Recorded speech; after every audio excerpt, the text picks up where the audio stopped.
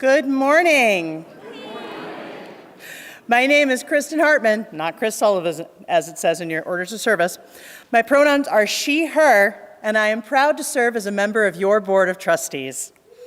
Woo! You started the woos. I'm a tall white femme in my millennial years with long brown hair, and today I'm wearing a shirt with a Disney motif, because I didn't expect to be standing up here.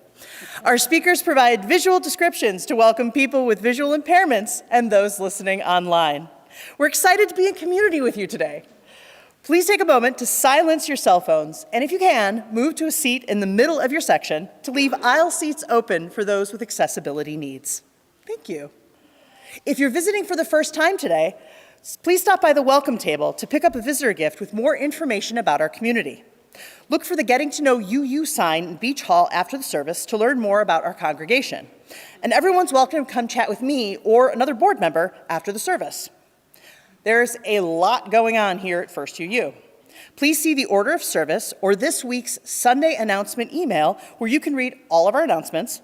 And I have two special announcements today. One, I'd like to make a special invitation to everyone to join us in Beach Hall after service to celebrate recent improvements made possible by the generosity of members of our congregation who have passed away. Please join us for soup and snacks after worship today. And then, once you're fueled with soup and snacks and community, there's going to be a protest at 3 p.m., anti-ice protest at Home Depot on 100 South Grenner Avenue. It's near Maxtown Road, if you know where that is. And the details will be at the jam table, which is conveniently located in Beach Hall near All That Soup. So now, please rise in body or in spirit to sing We Give Thanks, number 1010 in your teal hymnal.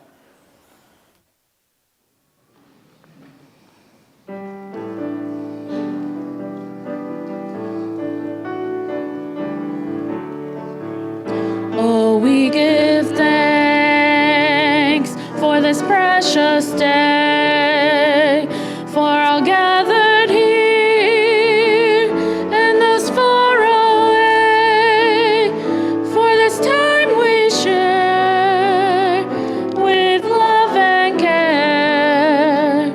Oh, we give thanks for this precious day.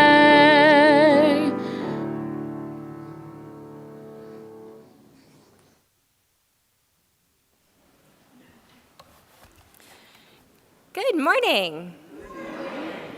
I am Reverend Kelly McNeil. My pronouns are she, her, and I serve as your minister of congregational life. I am a white woman in her mid-30s with long purple hair and green glasses, and today I'm wearing a fall stole that my grandma made for me. Oh, yeah. We gather on the stolen land of the Wyandotte, Miami, Seneca, Erie, Shawnee, Delaware, and Cayuga people, many of whom were forcibly removed. We support the Native American Indian Center of Central Ohio in their Land Back campaign, and we know that we have more to do to be in true relationship and solidarity with this land and those indigenous to it.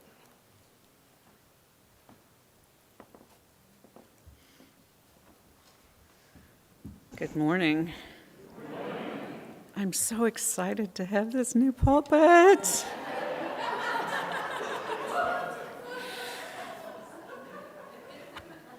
I'm the Reverend Dr. Teresa Cooley. It's my privilege to serve as your lead minister. My pronouns are she, her. I'm a white-identified woman in her early 60s with silver hair and a purple stole and a blue dress. Let us enter into the spirit of worship with these words by Jean Lohman. Vine and branch, we're connected to this world of sound and echo, figure and shadow, the leaves contingent, roots pushing against earth. An apple belongs to itself, to stem and tree, to air that claims it and then ground. Connections balance, each motion changes another. Precarious, hanging together, We don't know what our lives support, and yet we touch in the least shift of breathing. Each holy thing is borrowed.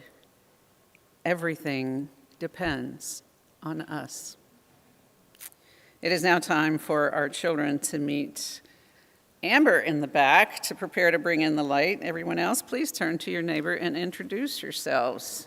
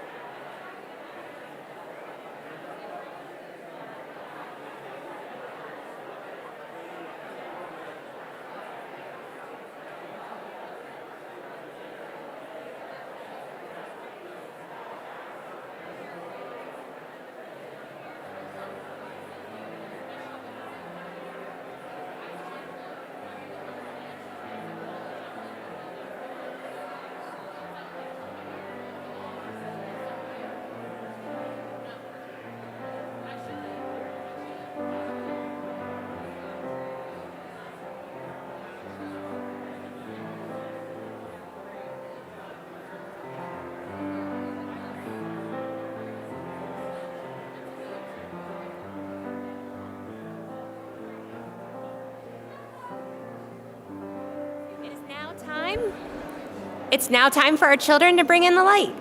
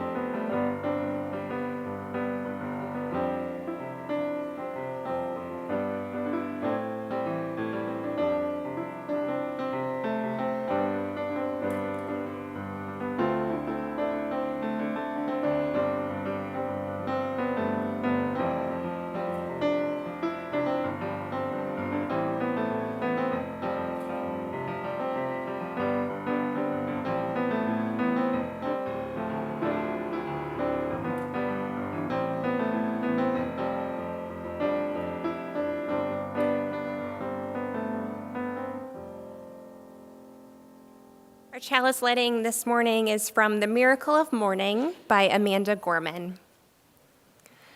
On this meaningful morn, we mourn and we mend. Like light, we can't be broken, even when we bend. We ignite not in the light, but in lack thereof. For it is in loss that we truly learn to love. In this chaos, we will discover clarity. In suffering, we must find solidarity. In the name of this eternal life cycle, we light our chalice.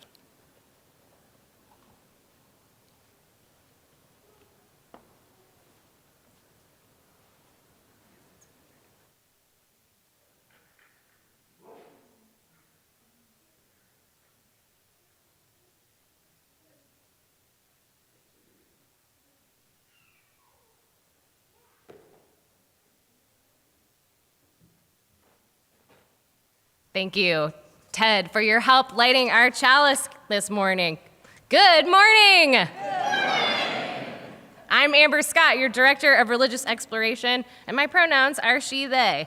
I'm a white femme millennial with wild and wonderful wavy hair. I'm wearing a black and white jumpsuit and a long, fuzzy coral orange sweater. Today's story is called After the Fall, How Humpty Dumpty Got Back Up Again.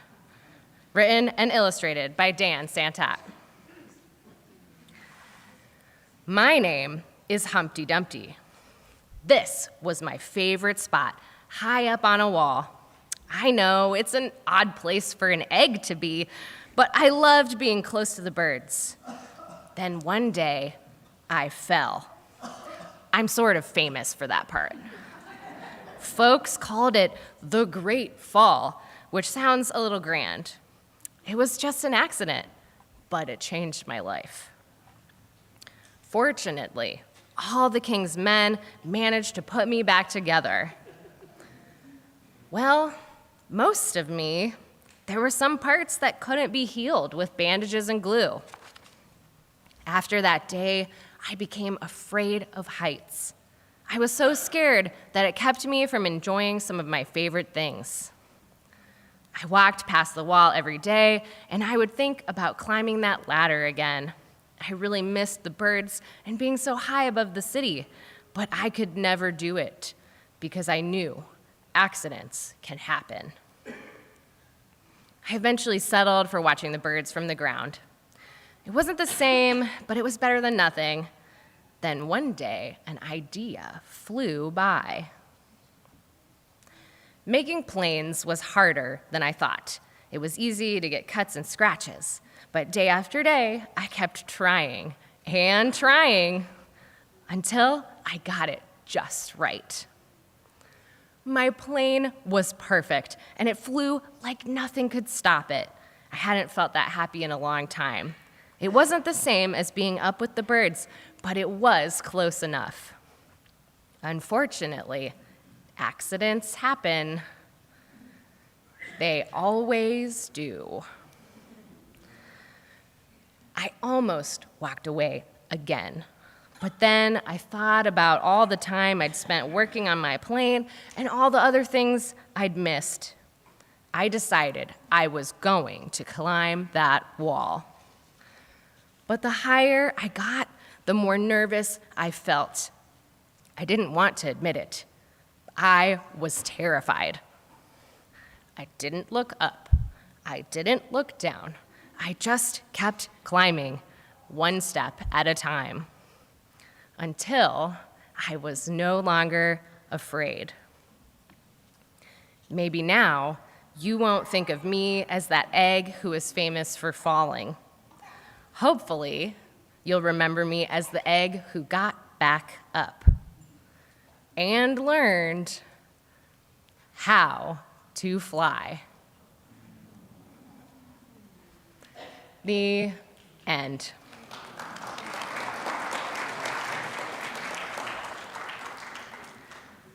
Leaning into our discomfort when something feels broken sometimes can help us discover something new. Please remain seated with hands over your hearts as we sing Voice Still and Small, number 391, to sing our beloved children back to their families and out to class.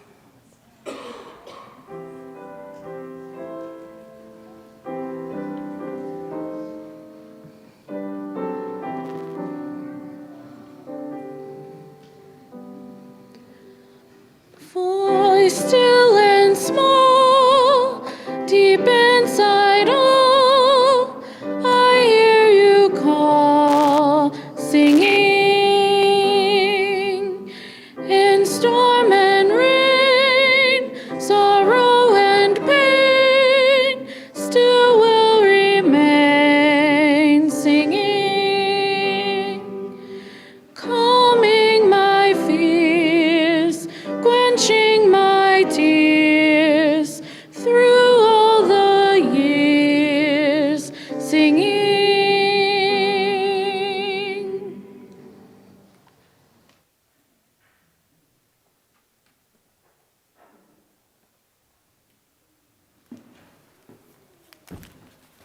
Hi there.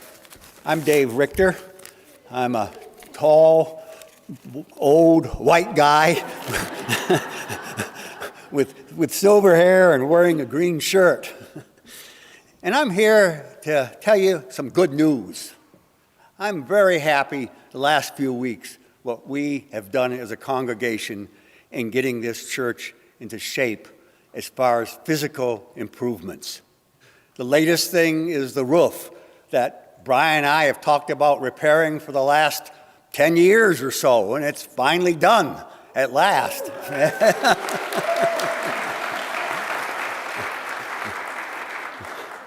And we got good news, too, in the last week. Last week, I think it was on Wednesday, we got an email from the company that's doing all of the solar panels that we approved earlier in the year. And there's been some delays with that, some technical issues, but they told us it's a go. So starting in the next few weeks, certainly by the end of the month, we should be putting solar panels up on the roof. So I'm very happy about that. And then I think it was on Thursday, we got even more good news. We've been working with the Columbus Foundation. We have a kind of account there. And we want to get the money out of that account to use it for something to make these improvements. And on Thursday, we received news that this had been approved, that I think there's $146,000 there, and that we're going to get this money. And this is great because, first of all, it's going to help recarpet this room.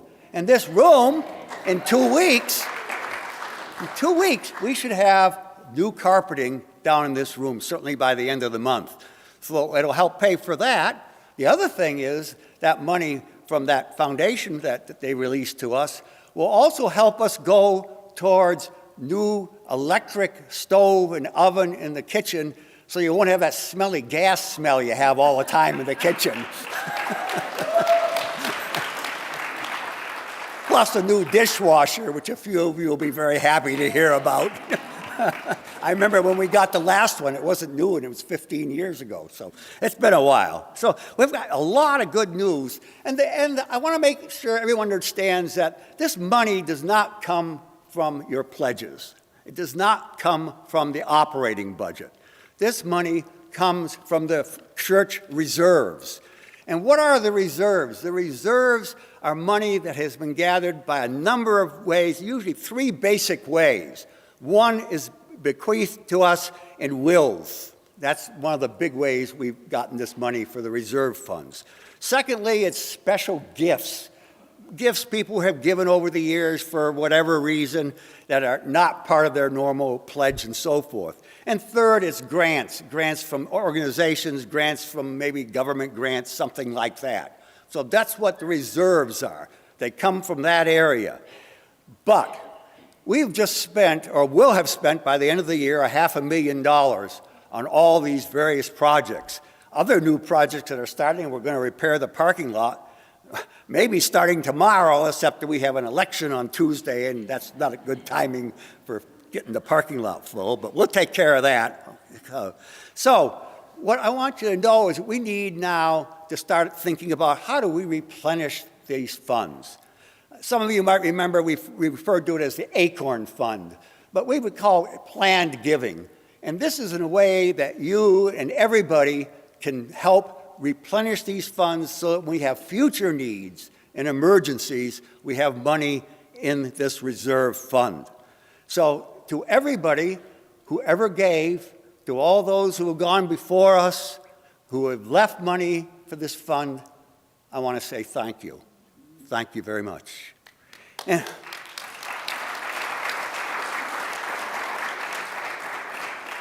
And to all those who have given special grants and funds to us over the years, if you're here now, thank you. Thank you very much again.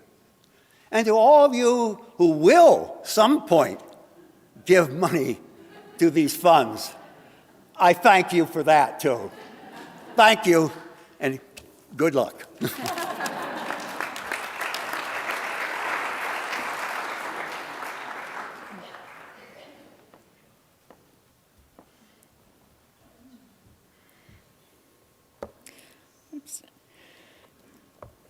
Each month we offer our offering, share our offering with a neighborhood organization that contributes to our mission that we feel like we can extend into the world.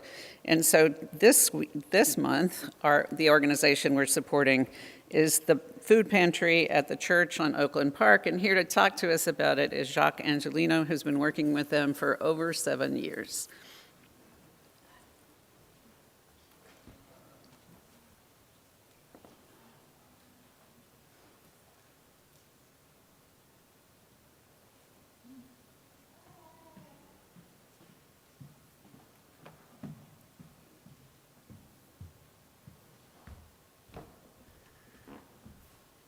Buenos días.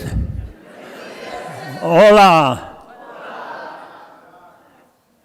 Mi nombre es Jacques Angelino. Estoy como Ángel, Don Ángel, Mr. Ángel, abuelo, abuelito, y tío and papi. Mi camisa is rojo, mi pelo is nada. So anyway, I'm here to talk about the pantry over at the corner of McGuffey and Oakland Park Boulevard. For those of you that know the Oakland Park Nursery, it's 2 blocks east. We feed about 250 families every other Wednesday. And when the pandemic was going on, we were feeding them every Wednesday, but it was 365. But that's when we had more food and more money from Mid-Ohio Food Bank. And a lot of the Latinos no longer come to the pantry, so they're people that we deliver to. Anyway, I met a couple of wonderful people there that are now, they're volunteers, which I call Partners for Good from now on. One of them is from Panama, married a U.S. sailor, became a U.S. citizen. Christina is 72 years old, works at Pizza Hut, and she helps 10 people from Guatemala, a widow from Mexico, and a family from Honduras where the oldest, they have one child and she's autistic, and then her son is disabled. Now she does that. One would think that some of us don't have those problems. We could do something too. Think about that. And then there's another woman that is now a Partner for Good, and her name is Vicki. And Vicki has a foster son. She's adopted, well, she fostered 2 kids, and she has grandkids with them. She let a guy that's got mental health disabilities come and live with her, and she delivers food to a friend of ours that's an amputee, and he took in some homeless people that are now housed, and then he has a grandson and a son that live with him. And so she helps them. Oh, I forgot, she helps 5 other single mothers. So this is one way that the people in our church and the donations you make can help other people in the community. So we're visiting over 81 families a week to make home visits and help the people. So when you make a donation, you think about how we're helping them. But North Linden and South Linden is one of the poorest areas of Franklin County, and the pantry that we work with over on Oakland Park is one of the few pantries in the county that gives out milk and eggs every time they have a food giveaway, which are highly important to all the families that we help. So anyway, if you can help us or help Feed and Read Ohio, and here's a shameless plug. And anyway, muchas gracias por todo. Hasta luego.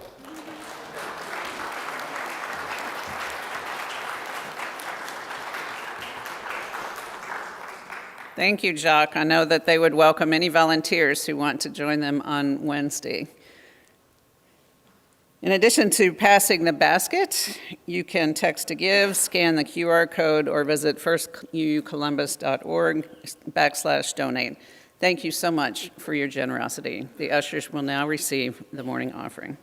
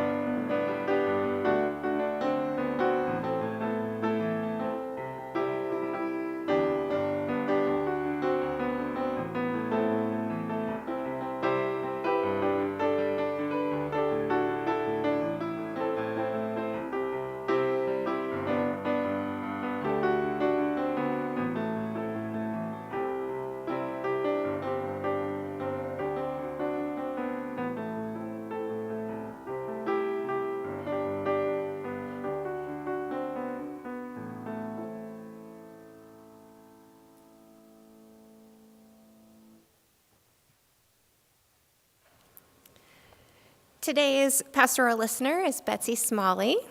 Betsy's right here. If you have something on your mind or heart today, she will be in Beach Hall after the service, and we'll be happy to listen. We have some joys and sorrows from the community to share with you this morning, and there are 2 caring cards to sign in Beach Hall after the service.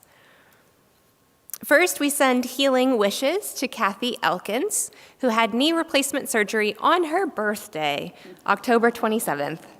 She is doing well and recuperating at Wesley Glen, so sending healing wishes and also a happy 82nd birthday, Kathy.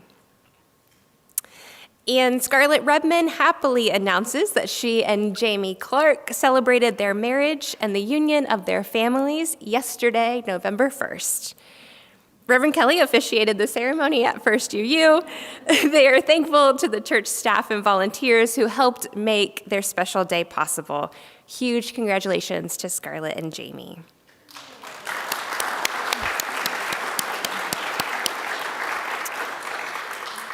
I invite us now into a time of meditation and prayer with these words from Laura Martin.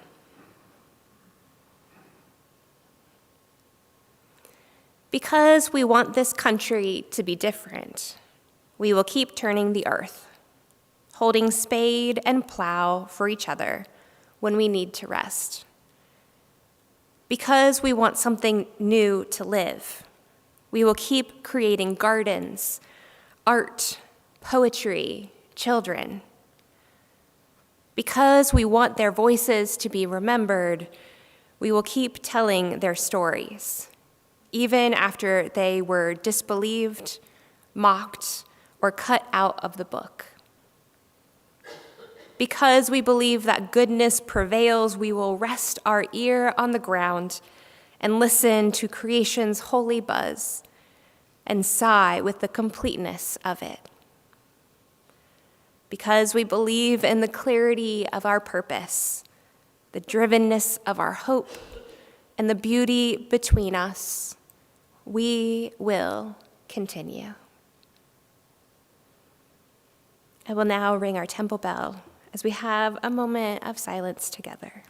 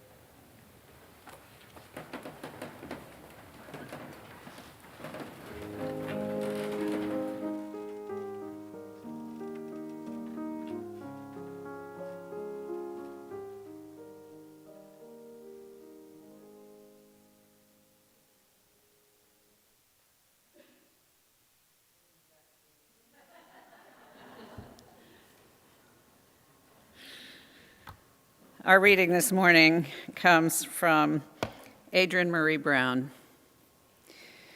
If there happens to be a multitude of griefs upon you, individual and collective, or fast and slow, or small and large, add equal parts of these considerations, that the broken heart can cover more territory, that perhaps love can only be as large as grief demands, that grief is the growing up of the heart that bursts boundaries like an old skin or a finished life, that grief is gratitude, that water seeks scale, that even your tears seek the recognition of community, that the heart is a front line and the fight is to feel in a world of distraction, that death might be the only freedom,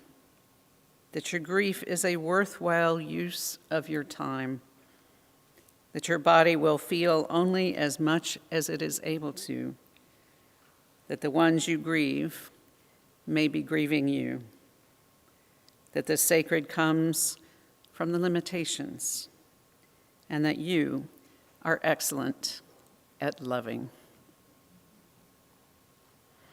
Please stay seated and join in our meditative hymn number 95 in the great hymnal, There's More Love Somewhere.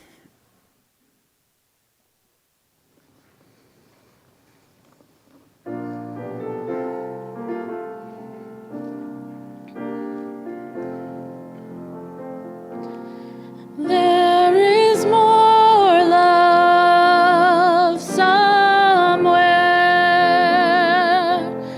There is more love somewhere.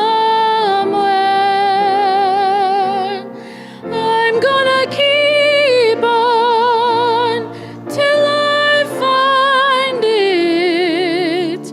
There is more love somewhere. There is more hope somewhere. There is more hope somewhere. I'm gonna keep on till I find it. There is more hope somewhere. There is more peace somewhere. There is more peace somewhere. I'm gonna keep on till I find it. There is more peace somewhere. There is more joy somewhere. There is more joy somewhere. I'm gonna keep on till I find it. There is.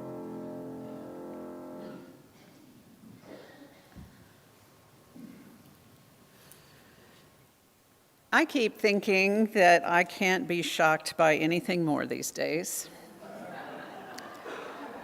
But evidently I'm wrong. I recently saw a picture of a clergy person participating in a protest against ICE raids. Peacefully, I might add, on the sidewalk, not blocking anything, not interfering with anything. An ICE agent stepped up just a few feet in front of him with no warning and shot him straight in the face with chemical spray. And there were no repercussions for this action, though it's been plastered all over the media airwaves. Civil rights are not just being eroded, they are completely ignored. I could offer a list of all the things that feel completely broken right now, but I don't have to. I'm sure you are aware. Sometimes I feel like my body is just full of tiny cracks. Our larger body is full of bigger cracks. What can we in our communities really do to change anything? How can we find healing for ourselves?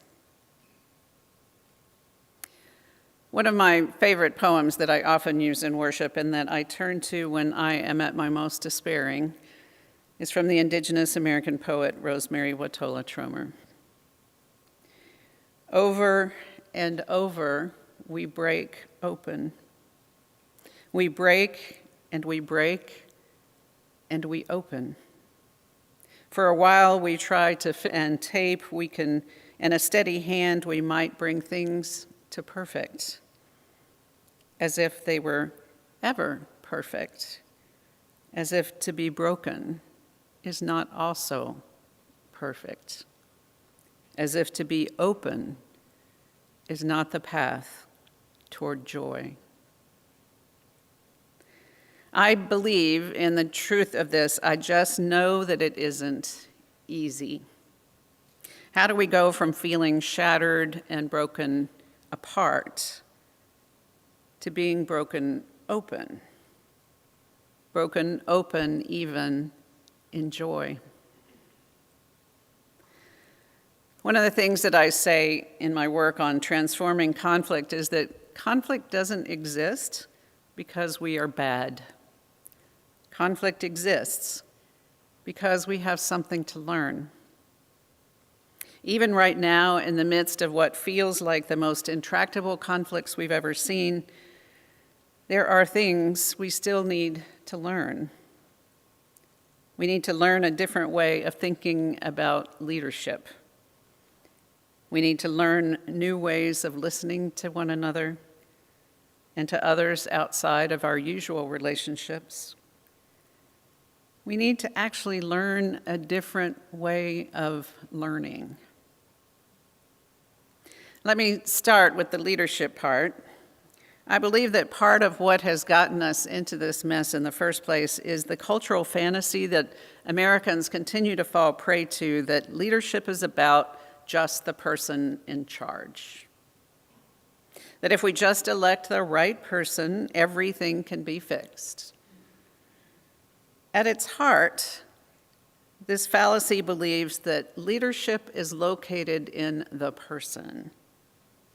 That there are people who are natural leaders and others who aren't. And those who are should be able to make it all work for the rest who aren't. Even if this theory seemed to hold in the past, and I would argue that it doesn't, our world is far too complex now to think that only certain people with certain skills can make any real and lasting change.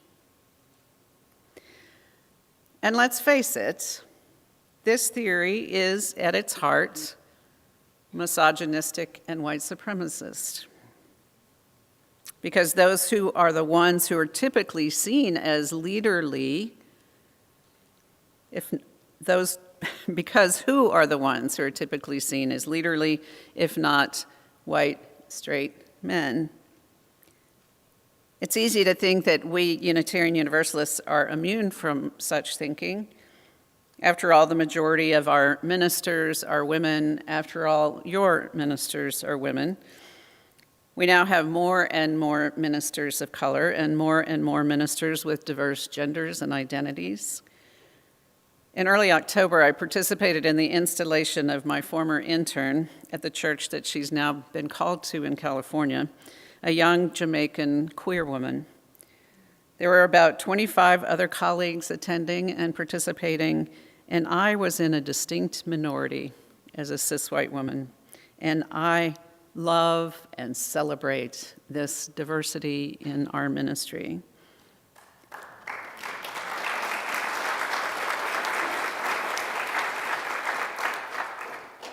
And yet I can't help but notice how many of my colleagues with these diverse identities are not fully supported in their ministries.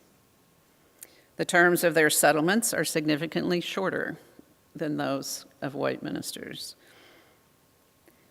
They often have to resort to taking part-time ministries and supplement their income with other part-time jobs. It's as if these ministers are assumed to not have the authority or experience to minister to people in the majority. But here's the thing. The job of the minister is not to know everything and tell you what to do. Sometimes I wish it were.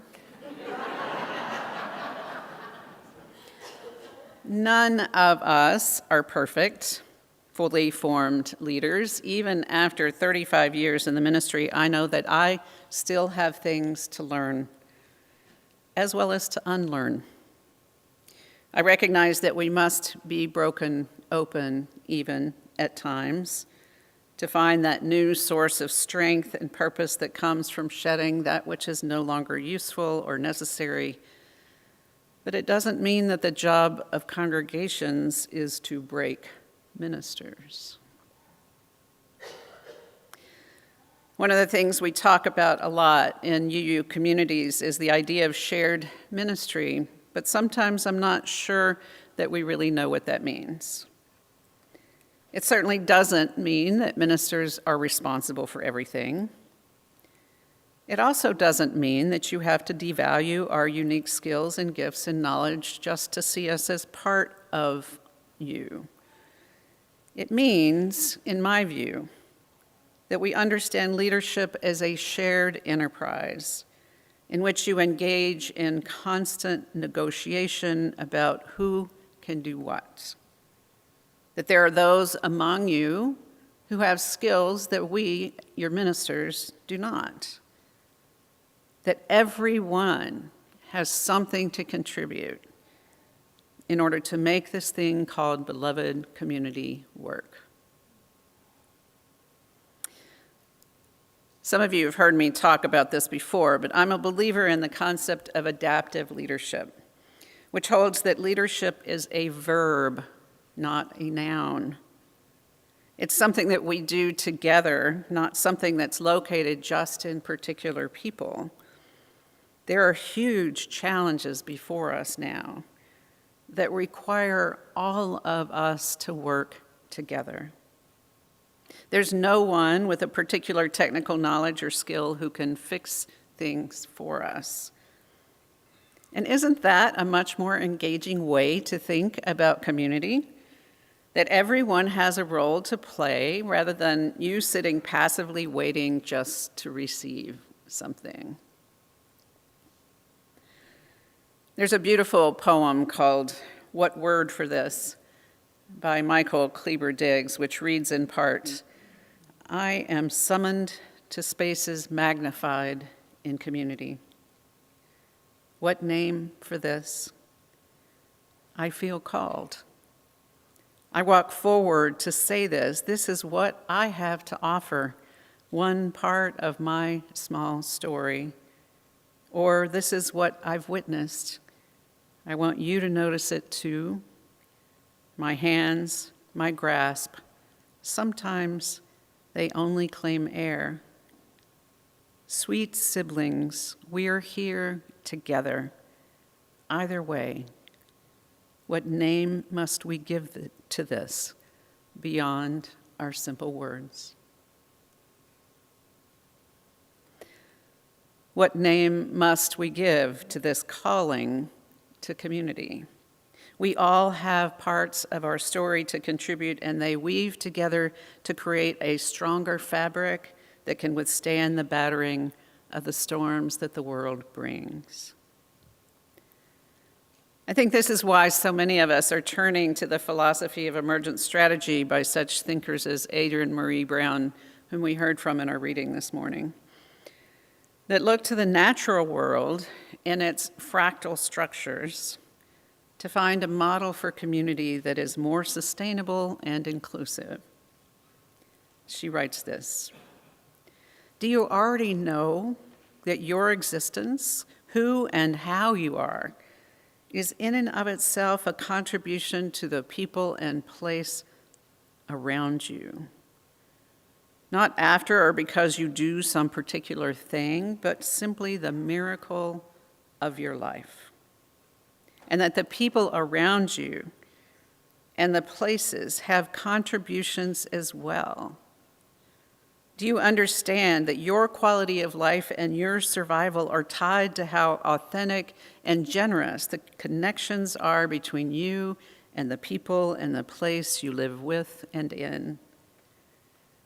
In a fractal conception, I am a cell-sized unit of the human organism, and I have to use my life to leverage a shift in the system by how I am as much as with the things I do. This means actually being in my life, and it means bringing my values into my daily decision-making. Each day should be lived on purpose." Another philosopher of the permaculture movement, Rob Avis, reflected on what we can learn from observing the natural world, in particular, the extraordinary giant sequoias. He said this: "Most people think that sequoias survive because they're massive. But that's not even close to the real reason. If you've ever had the privilege of standing beside one of these giants, you'll find it hard not to think of resilience. These trees can live through droughts, fires, storms, and climate shifts that would kill almost anything else. But the tallest tree in the world has roots that only go 6 to 12 feet deep." He continues, "That should be impossible. A 300-foot tree with shallow roots makes no sense from an engineering perspective. But sequoias don't survive alone. Their root systems spread 50 to 80 feet wide with shallow roots that interweave with every other sequoia around them. They share nutrients, water, and structural support. When storms come in, they support each other. The forest is the system, not the individual trees. Most people try to build resilience by making themselves bigger, stronger, more independent. They stockpile resources, they build higher walls, they try to go it alone. But the most resilient systems in nature are interconnected. Maybe the question isn't, how do I become more self-sufficient? But how do I become more meaningfully connected to the right systems? Living into this kind of understanding of community and systems involves learning something new. And by learning something new, I don't mean learning new facts or figures. I mean learning a new way of being. I mean letting go of false certainties and the fallacy of finding perfect answers. Maria Popova said, "Nothing, not one thing, hurts us more or causes us to hurt others more than our certainties." The stories we tell ourselves about the world and the foregone conclusions with which we cork the fount of possibility are the supreme downfall of our consciousness. They are also the inevitable cost of survival, of navigating a vast and complex reality, most of which remains forever beyond our control and comprehension. And yet, in our effort to parse the world, we sever ourselves from the full range of its beauty, tensing against the tenderness of life. Holding ourselves open, allowing ourselves to be broken, open, feeling the natural connections that bind us to one another, even when anxiety wants to drive every part of existence, allows us to see possibilities we might never have imagined. So what does this mean for us as religious community? To me, it means finding ways to balance the wisdom of our spirits with the call to a new kind of prophetic vision. It's not just about what we should do.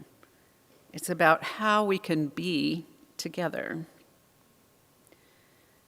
Mirabai Starr is a teacher of contemplative practice who describes herself as a Jewish Sufi with a Hindu guru, a Buddhist meditation practice, a pagan inclination, who is also a contemporary translator and commentary on the Christian mystics. I guess that covers it all. She recently wrote this: "The key to living as a prophet mystic is showing up for what is, no matter how heartbreaking or laborious, how fraught with seemingly intractable conflict, and how tempting it might be to meditate or pray our way out of the pain. Contemplative practices train us to befriend reality, to become intimate with all things by offering them our complete attention. In this way, the prophet and the mystic occupy the same broken open space. The nexus is grief. The mystic has tasted the grace of direct experience of the sacred and then seemingly lost the connection. She feels the pain of separation from the divine and longs for union. The prophet has perceived the brokenness of the world and is incapable of unseeing it. He feels the pain of injustice and cannot help but protest. But the mystic cannot jump to union without spending time in the emptiness of longing. And the prophet must sit in helplessness before stepping up and stepping out. We absolutely need to find ways to act right now, to make our outrage known and to demand justice. And in order to sustain ourselves in this time, we need to prepare our spirits for the long haul. We need to be both prophets and mystics. My colleague Lynn Unger talks about how we're constantly bombarded by the message that we should try harder. But she writes, instead of trying harder, maybe we could try softer, with more flexibility, more curiosity, more ability to shift to meet the moment. What allows us to do this is to recognize that we need one another. The people who gifted us their legacies that have enabled us to make so many necessary repairs in this building are our giant sequoias. They reach across space and time to help sustain us in our time and need. We have all that we need among us to meet this moment, as terrifying as it may be. Together, we can hold one another in that precious space of being broken open to learn and to lead together, broken open to learn how to be both prophet and mystic, broken open in courage to face the heartbreak, broken open even to experience a new kind of joy together. So may we live and find our being. Amen. Let us join voices in our final hymn, My Life Flows On in Endless Song.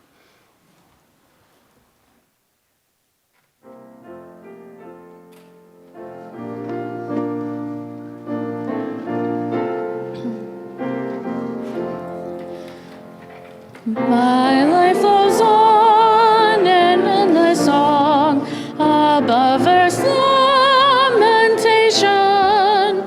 I hear the real, though far off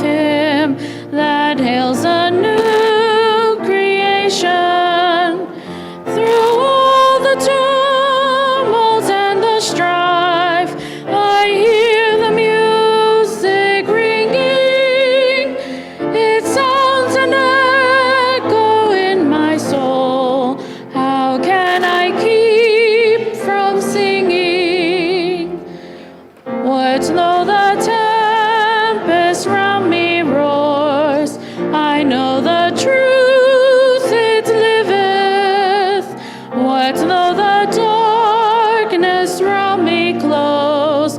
Song in the night it giveth. No storm can shake my inmost calm, while to that rock I'm clinging. Since love prevails in heaven and earth, how can I keep from singing? When tyrants tremble as they hear the bells of freedom ringing, when friends rejoice both far and near, how can I keep from singing? To prison cell and dungeon vile, our thoughts to them are winging. When friends by shame are undefiled, how can I keep from singing? To you, or place your hand on your heart, especially if you have a cold. Our benediction comes from UCC Minister Cameron Trimble. When the world unravels, let joy stitch us back together. When grief is heavy, let joy be the feather in your hand. Teach us to laugh even with tears in our eyes, to dance even when the ground shakes, to remember again and again that joy is a form of courage, and we were made for this. Amen. And now let us join in our... We extinguish this flame, but not the light of vision. As we grow forth, let us heal and transform ourselves through reason and love.